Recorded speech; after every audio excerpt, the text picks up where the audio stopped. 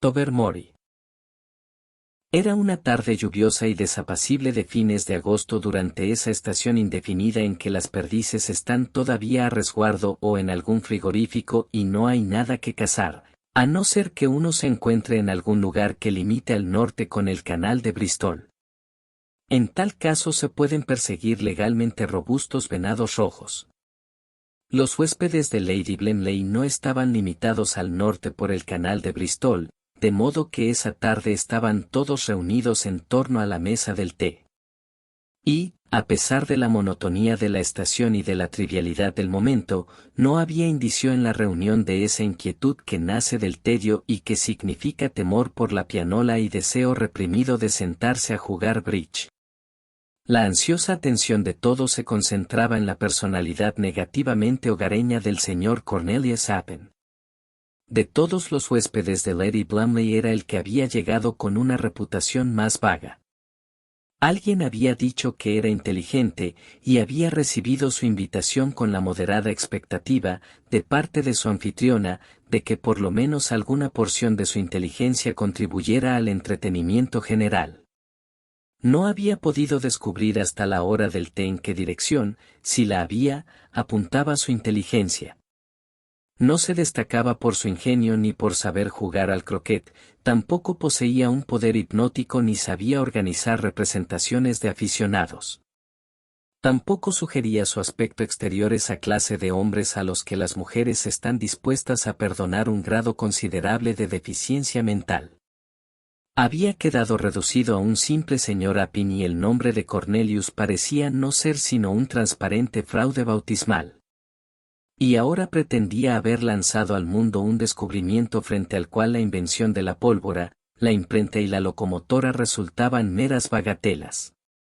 La ciencia había dado pasos asombrosos en diversas direcciones durante las últimas décadas, pero esto parecía pertenecer al dominio del milagro más que al del descubrimiento científico.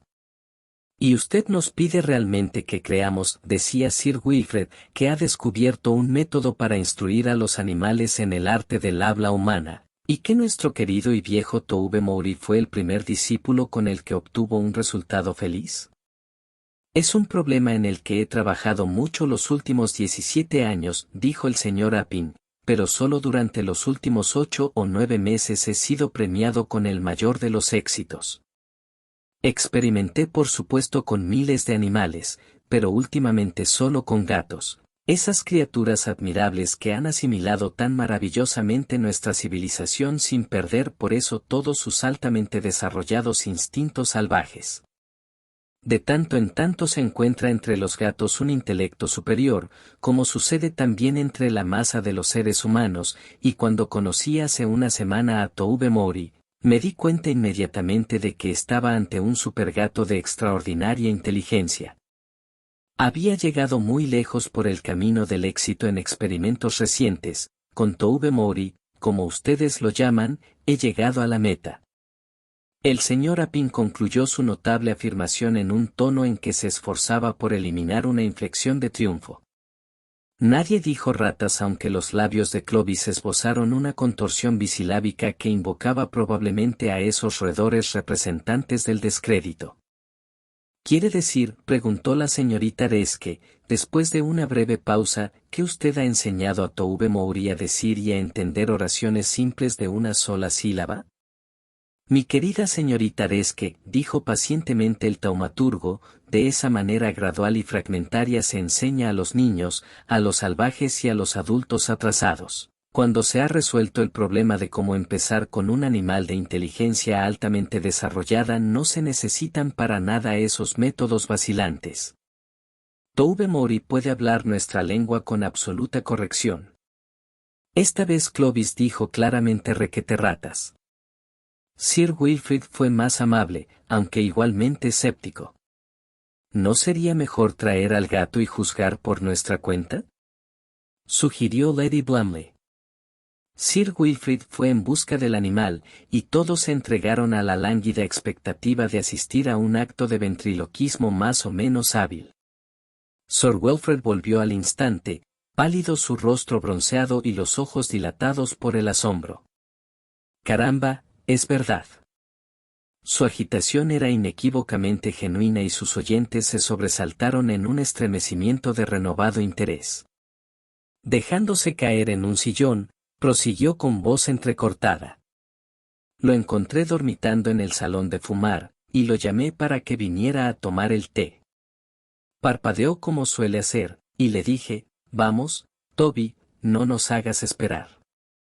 Entonces, Dios mío, articuló con lentitud, del modo más espantosamente natural, que vendría cuando le diera la real gana.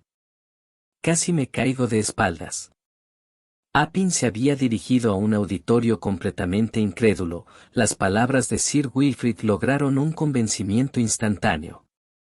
Se elevó un coro de exclamaciones de asombro dignas de la Torre de Babel, entre las cuales el científico permanecía sentado y en silencio gozando del primer fruto de su estupendo descubrimiento. En medio del clamor entró en el cuarto Toubemoury y se abrió paso con delicadeza y estudiada indiferencia hasta donde estaba el grupo reunido en torno a la mesa del té. Un silencio tenso e incómodo dominó a los comensales. Por algún motivo resultaba incómodo dirigirse en términos de igualdad a un gato doméstico de reconocida habilidad mental. ¿Quieres tomar leche, Toubemoury?, preguntó Lady Blamley con la voz un poco tensa. Me da lo mismo, fue la respuesta, expresada en un tono de absoluta indiferencia. Un estremecimiento de reprimida excitación recorrió a todos, y Lady Blamley merece ser disculpada por haber servido la leche con un pulso más bien inestable. Me temo que derramé bastante, dijo. Después de todo, no es mía la alfombra, replicó Toubemoury.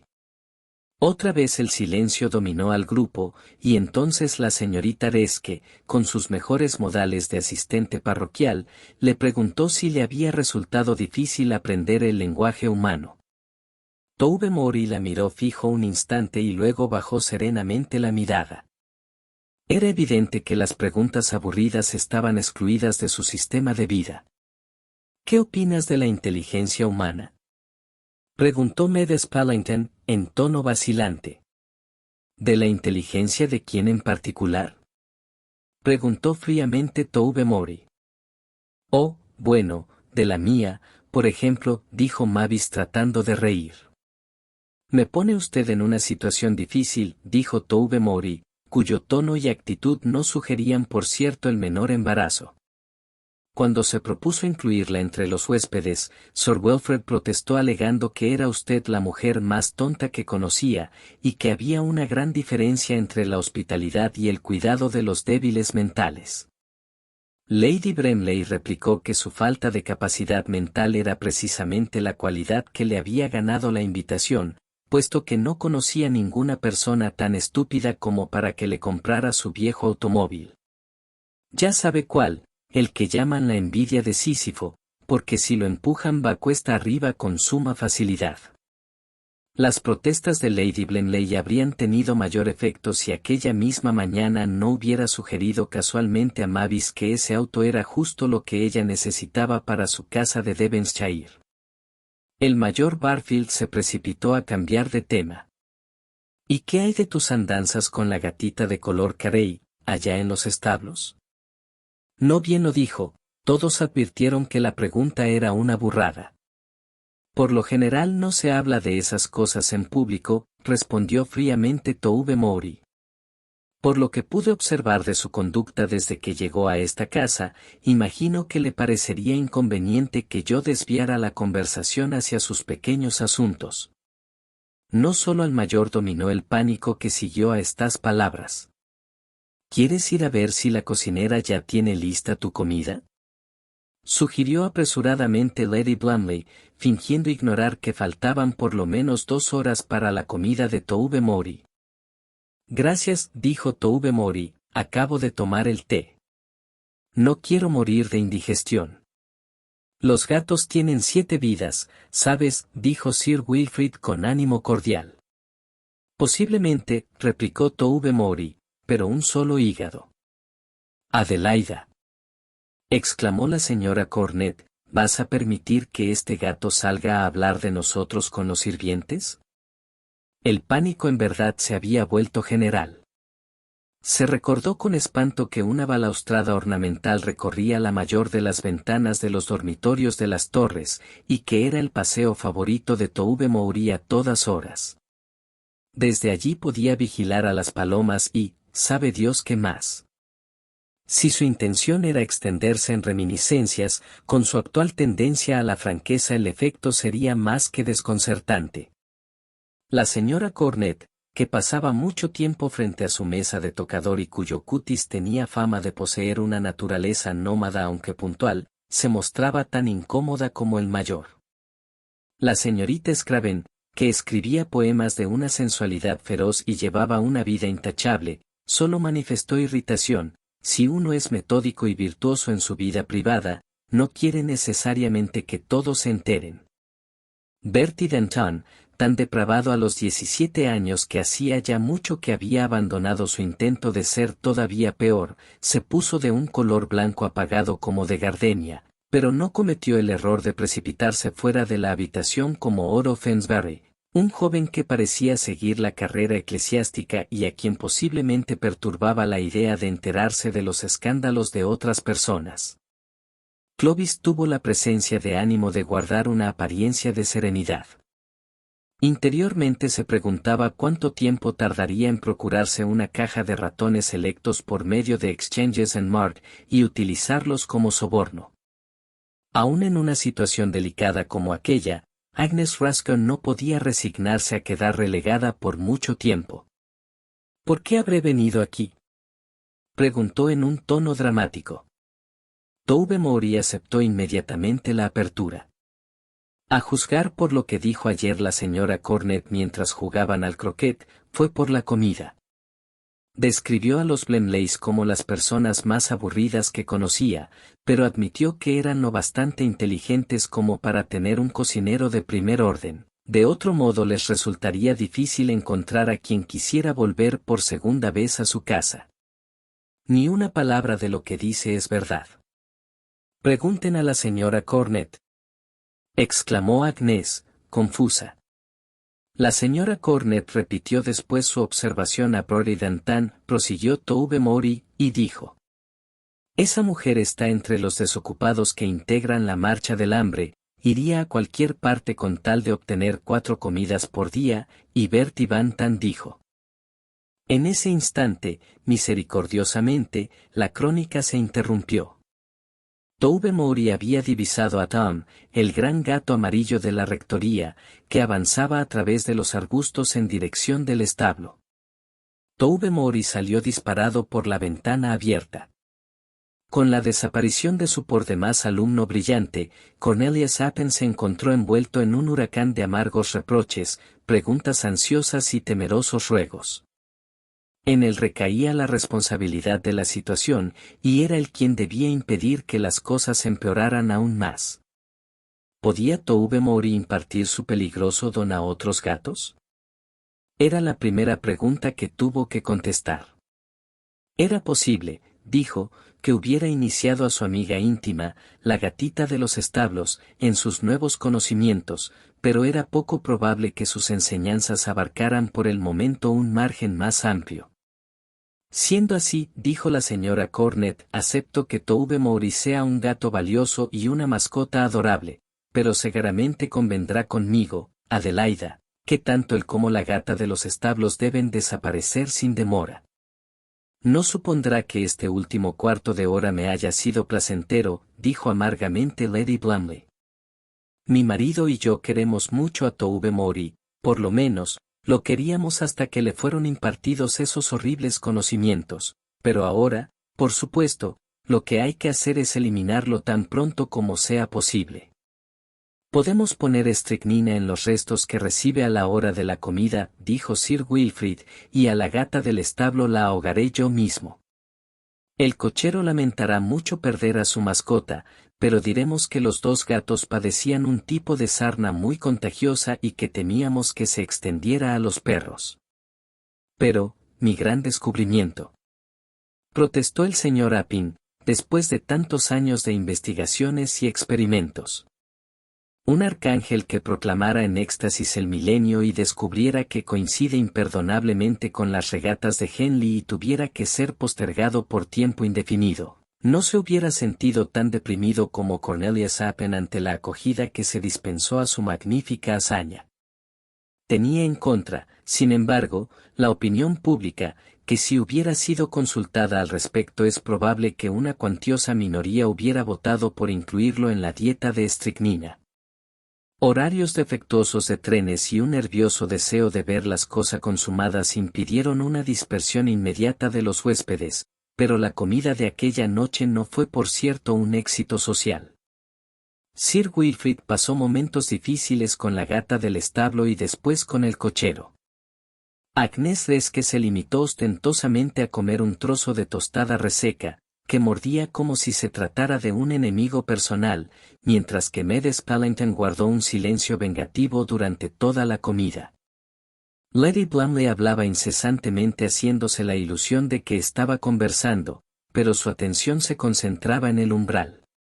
Un plato lleno de trozos de pescado cuidadosamente dosificados estaba listo en el aparador, pero pasaron los dulces y los postres sin que Tobermory apareciera en el comedor o en la cocina.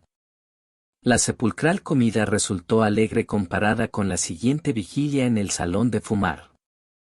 El hecho de comer y beber había procurado al menos una distracción al malestar general.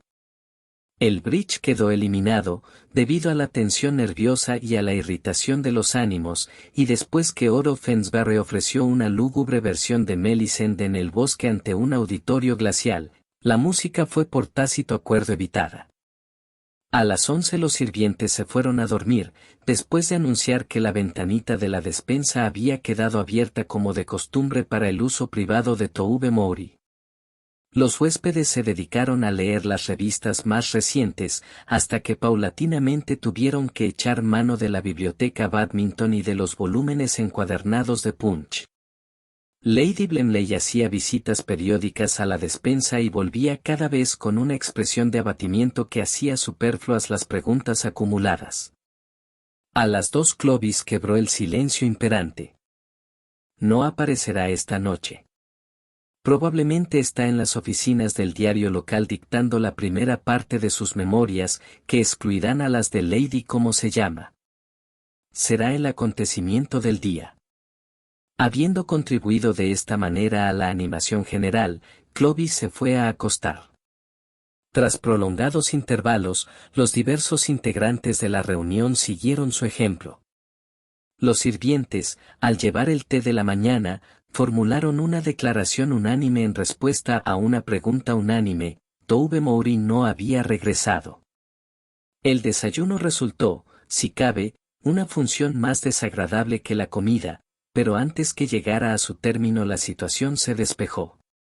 De entre los arbustos, donde un jardinero acababa de encontrarlo, trajeron el cadáver de Tobermory.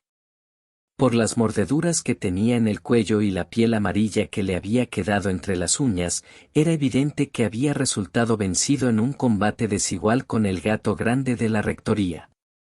Hacia mediodía la mayoría de los huéspedes había abandonado las torres, y después del almuerzo Lady Blemley se había recuperado lo suficiente como para escribir una carta sumamente antipática a la rectoría acerca de la pérdida de su preciada mascota.